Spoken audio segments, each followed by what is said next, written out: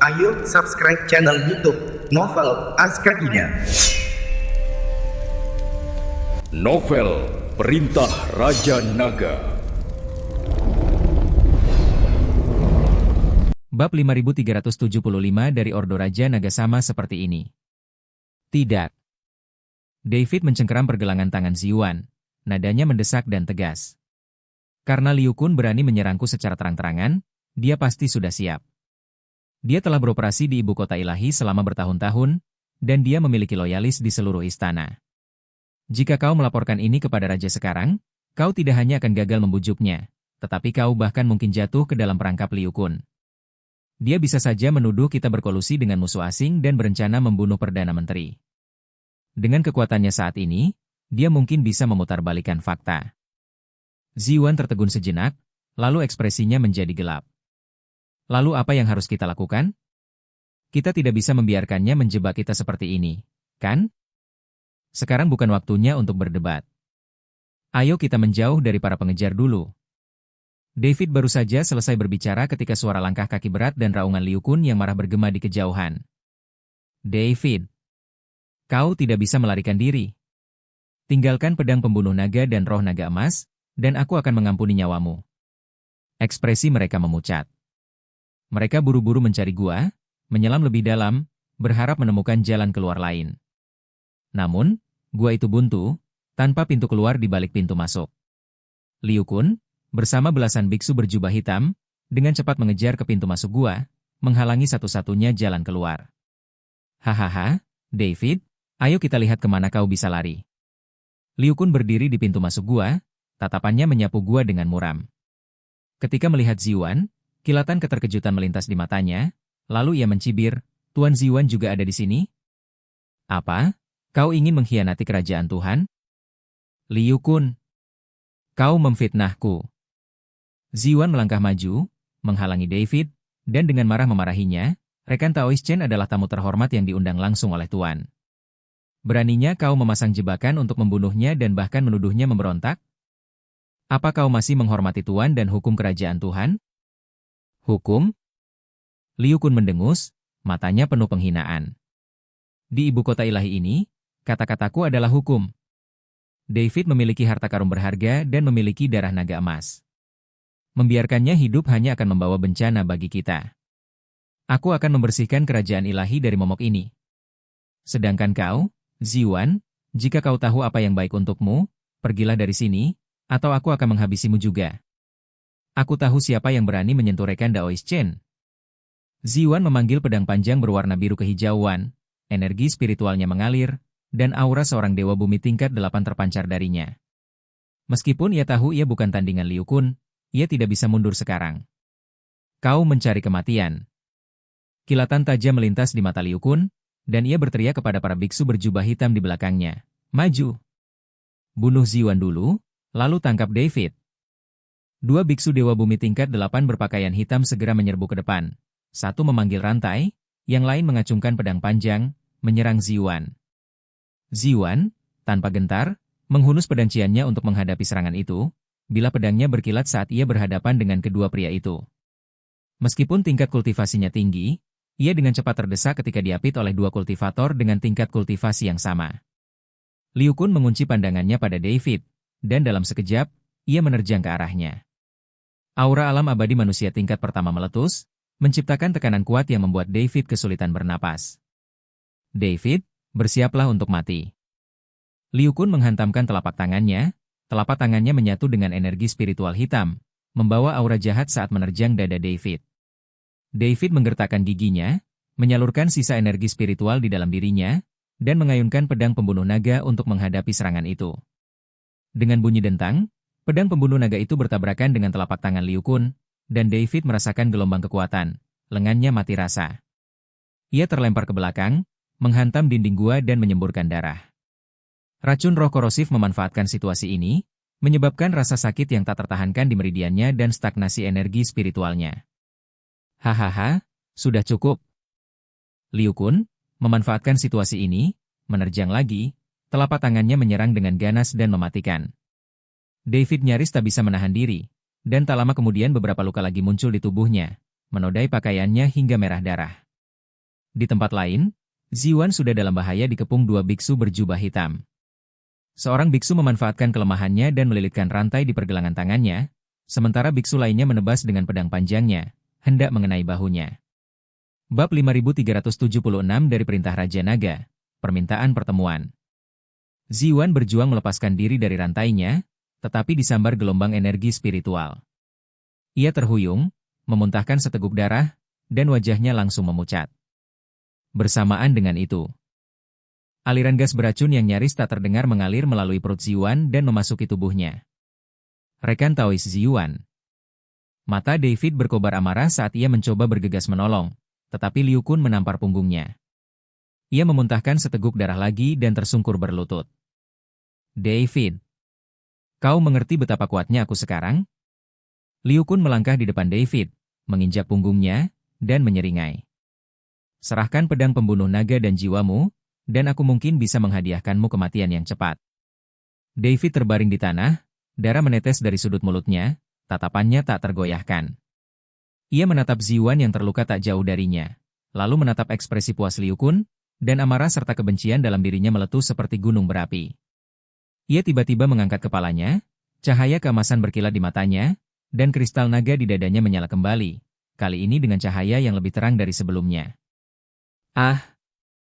David meraung seperti auman naga, dan darah naga emas di tubuhnya meletus sepenuhnya.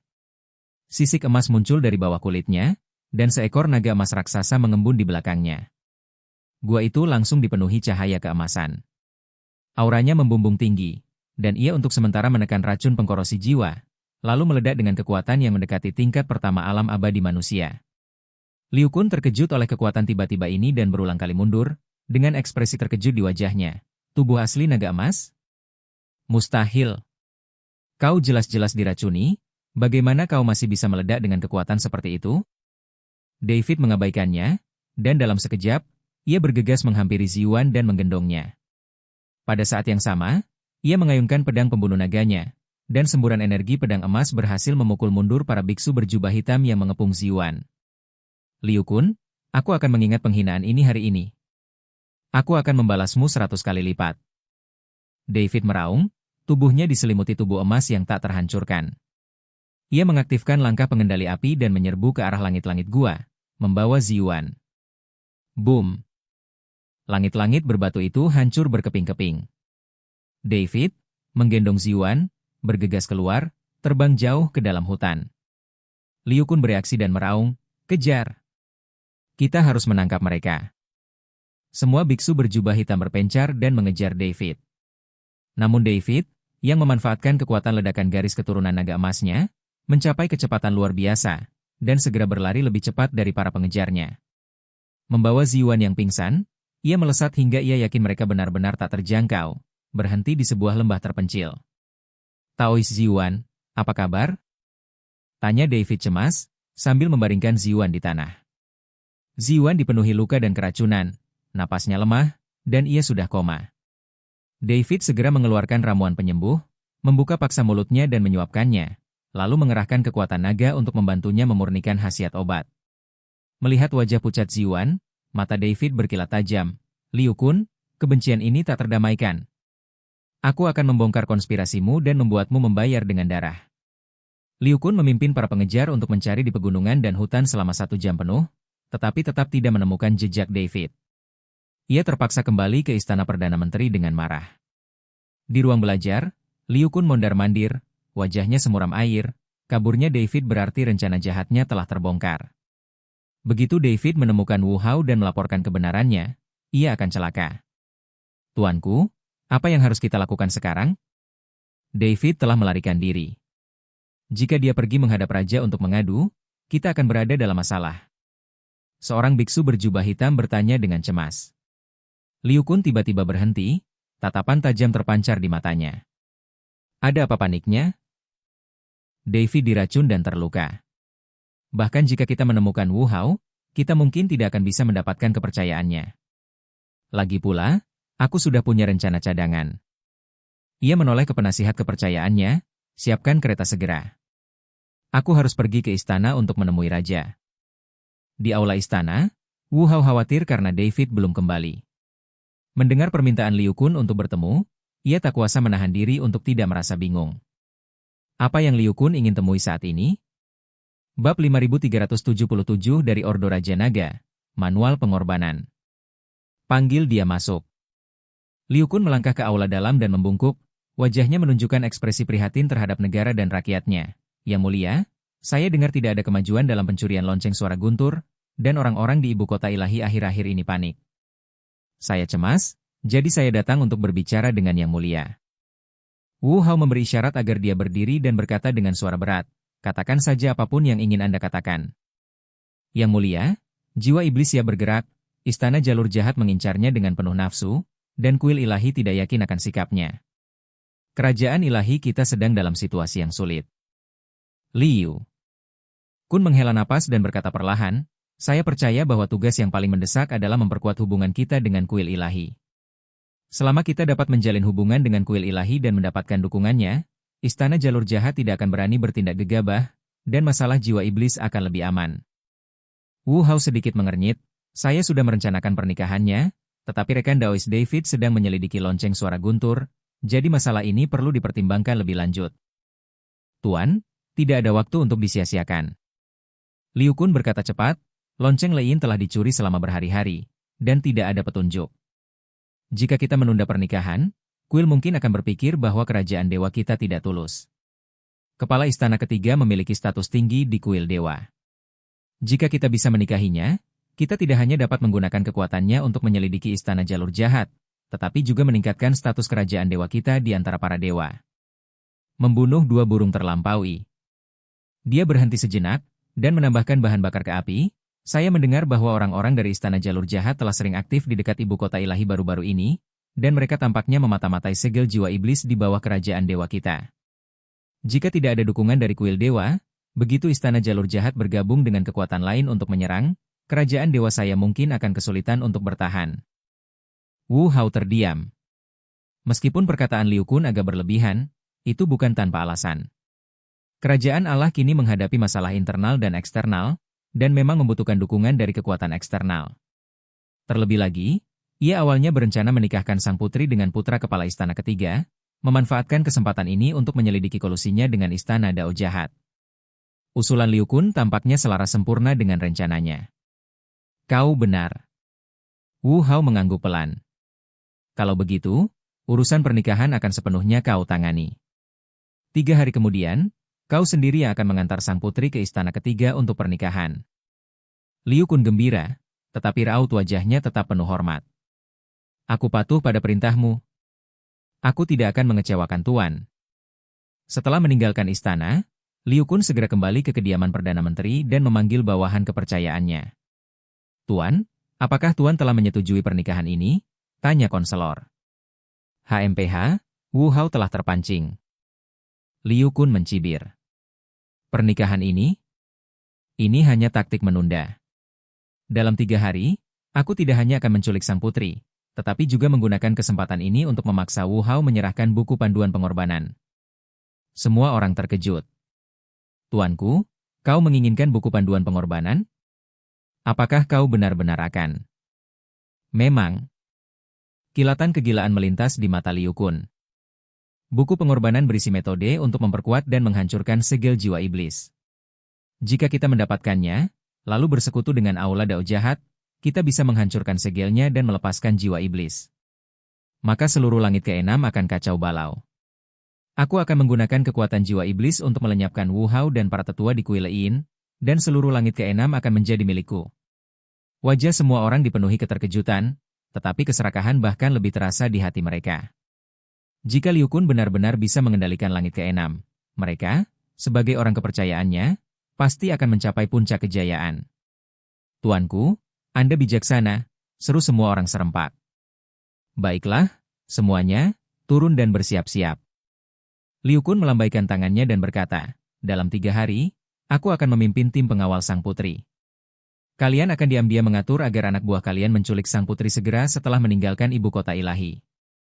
Ingat, ini harus dilakukan secara rahasia, dan tidak seorang pun dapat mengetahuinya. Ya, jawab semua orang. Di sisi lain, David memadatkan kekuatan spiritual lembut di ujung jarinya dan dengan lembut menepuk alis Ziyuan. Tunggu, aku akan membawamu ke tempat yang aman. Sebelum ia selesai berbicara, David melambaikan tangannya dan menara penekan iblis pun muncul. David tidak ragu lagi dan membantu Ziyuan melangkah masuk ke gerbang menara. Detik berikutnya, mereka berdua berada di dunia yang sama sekali berbeda. Bab 5378 dari Ordo Raja Naga, bantu Anda menyedotnya. Ziyuan, yang mengantuk karena racun, langsung terbangun oleh gelombang energi abadi yang luar biasa kaya. Ia menatap pemandangan di hadapannya dengan mata terbelalak, napasnya tercekat di tenggorokan. Yang dilihatnya bukanlah kurungan gelap dan terpenjara yang ia bayangkan untuk menekan iblis, melainkan hamparan tanah spiritual yang luas. Di kejauhan, beberapa bukit bergelombang bersinar putih cemerlang. Setelah diamati lebih dekat, bukit-bukit itu dibangun dari tumpukan batu abadi yang sangat murni. Ini adalah urat batu abadi yang dikumpulkan David, bersama dengan sumber daya yang dijarah dari para kultivator yang terbunuh. Di antara perbukitan, sebuah sungai yang terbentuk dari energi abadi cair berkelok-kelok. Tepiannya dipenuhi dengan ramuan spiritual berusia ribuan tahun, Ganoderma lucidum berusia 10.000 tahun, dan bahkan beberapa pohon teh langka dari varietas pencerahan. Embun spiritual mengembun di dedaunan, menetes ke bawah, membentuk pusaran kecil energi spiritual di udara. Lebih jauh lagi, menara penekan iblis 9 lantai melayang di kehampaan, runenya berkilauan, menerangi seluruh bagian dalamnya. Di atas kehampaan, jejak perjalanan waktu terlihat dengan mata telanjang. Gerakan halus ramuan spiritual yang tumbuh dapat terlihat jelas, namun semuanya tampak bergerak beberapa kali lebih cepat, aneh, dan harmonis. Tempat apa ini? Suara Ziyuan bergetar tak terkendali. Ia telah melihat urat-urat mineral tingkat atas yang disayangi oleh keluarga kerajaan-kerajaan dewa, tetapi dibandingkan dengan tempat ini jauh berbeda. Terutama gunung-gunung batu abadi itu. Energi spiritual murni yang dipancarkannya hampir memperluas meridiannya, menekan racun dalam tubuhnya dengan kecepatan yang terlihat oleh mata telanjang. Inilah bagian dalam menara penekan iblis. David membantunya duduk di bawah pohon teh untuk pencerahan, lalu mengeluarkan pil detoksifikasi dari tas penyimpanannya dan menyerahkannya kepadanya. Kecepatan waktu di menara berbeda dengan di dunia luar. 1 hari di dunia luar sama dengan 100 hari di menara. Terlebih lagi, energi spiritual di urat batu abadi ini cukup murni, tepat untuk pemulihan kita. Ziyuan menelan pil detoksifikasi sesuai petunjuk, dan merasakan sensasi dingin mengalir di tenggorokannya. Sensasi itu menyatu dengan energi spiritual di dalam menara, langsung menyelimuti racun-racun di tubuhnya dan mulai mengupasnya sedikit demi sedikit. Ia memandang gunung batu peri di kejauhan, lalu ke wajah David yang pucat namun tegas. Ia terkejut, tetapi juga merasa lebih tenang. Dengan harta karun yang begitu berharga untuk membantu mereka mungkin tidak punya kesempatan untuk kembali. Tiba-tiba, Ziyuan mengerutkan kening, wajahnya berubah sangat buruk. Ada apa denganmu? Tanya David cepat. Aku. Ziyuan merapatkan kedua kakinya, ekspresinya sangat tidak wajar. Ada apa denganmu? Bukankah racunnya sudah dibersihkan sepenuhnya? Tanya David cemas. Ziyuan mengangguk dan berkata, racun itu masuk ke perut bagian bawahku, dan sekarang aku merasa gatal di sana. David tertegun ketika mendengar ini, dan tanpa sadar melirik perut bagian bawah Ziyuan. Ziyuan tersipu, menggertakkan giginya, dan berkata, jangan khawatirkan aku. Aku akan mengeluarkan racunnya perlahan dan lihat apakah aku bisa. Kamu sangat lemah sekarang. Tidak ada cara untuk mengeluarkan racunnya. David menggelengkan kepalanya, lalu berkata seolah sudah bulat hatinya, Nona Ziyuan, jika kamu bisa melepaskannya, aku bisa membantumu menghisap racunnya. Apa? Ziyuan tertegun dan wajahnya semakin memerah. Bolehkah? Tanya David. Ziyuan ragu sejenak, lalu mengangguk. David tidak ragu. Ia melepas pakaian Ziyuan, berbaring, dan menghisap dengan kuat menggunakan mulutnya. Ziyuan merasa tubuhnya hampa dan ia akan melayang.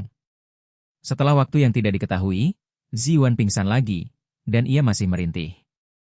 David menjilat bibirnya, melirik Ziyuan yang tak sadarkan diri, dan setelah menenangkannya, David berjalan ke Gunung Batu Peri dan duduk bersila. Ia menarik napas dalam-dalam dan mulai berlatih teknik konsentrasi hati.